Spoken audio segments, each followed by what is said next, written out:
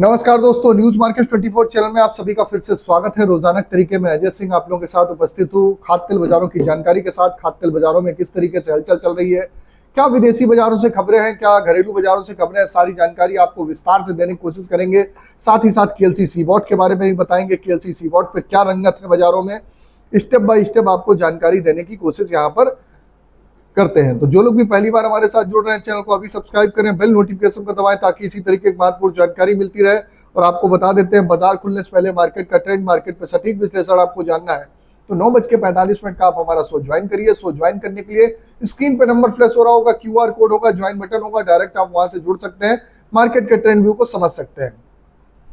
तो बात कर लेते हैं किस तरीके से बाजारों में कामकाज होता हुआ बाजारों में देखने के लिए मिल रहा है। सारी स्थिति एक एक करके आप लोगों को बताने की कोशिश करते हैं। सबसे बड़ी बात है यूएसडीए की रिपोर्ट।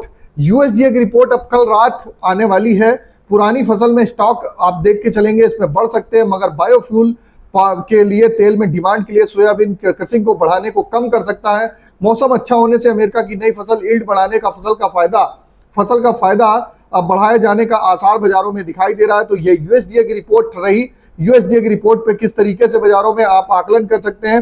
एमपीओबी की रिपोर्ट फिलहाल के लिए आती हुई जल्दी ही दिखाई देगी। तो एमपीओबी की रिपोर्ट पे क्या आएगा, एमपीओबी की रिपोर्ट के बारे में भी हम आप लोगों के साथ डिस्कस करेंगे। एमपीओबी की रिपोर्ट पे क्या है, एमपीओबी में मलेशिया में प्रोडक्शन की बात करी जाए तो पाम ऑयल में अगर आप देखेंगे तो पाम ऑयल में बहुत ज्यादा गिरावट फिलहाल के लिए आने की संभावना फिलहाल के लिए नहीं दिखाई दे रही है।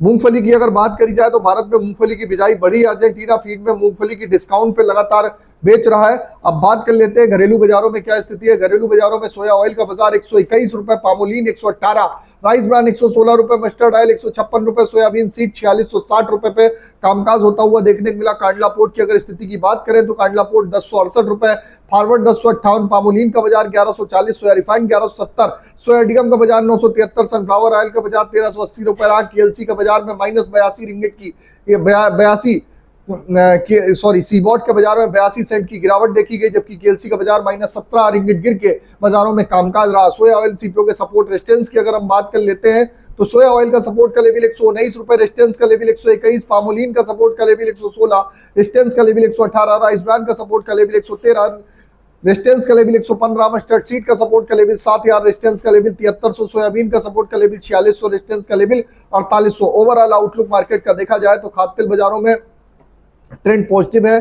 अमेरिका की और मलेशिया पाम ऑयल बोर्ड की पॉलिसी आने वाली है, उसके बाद मार्केट की स्थिति और भी क्लियर होती हुई दिखाई देगी। तो इसी तरीके से घरेलू अंतरराष्ट्रीय खबरों के लिए आप हमारे साथ बने रह सकते हैं, मार्केट के ट्रेंड व्यू को समझ सकते हैं। मार्केट पे सपोर्ट का मतलब है उसके आसपास बाजारों में खरीदारी करिए, रेजिस्टेंस का मतलब है वहां पर आप सेलिंग करके चल सकते हैं। बाकी डिटेल में आपको जानना है तो मॉर्निंग सेशन में आप हमारे साथ जुड़िए। फिर मिलते हैं आप लोगों से नई खबर के साथ, तब तक के लिए नमस्कार, जय हिंद, जय भारत।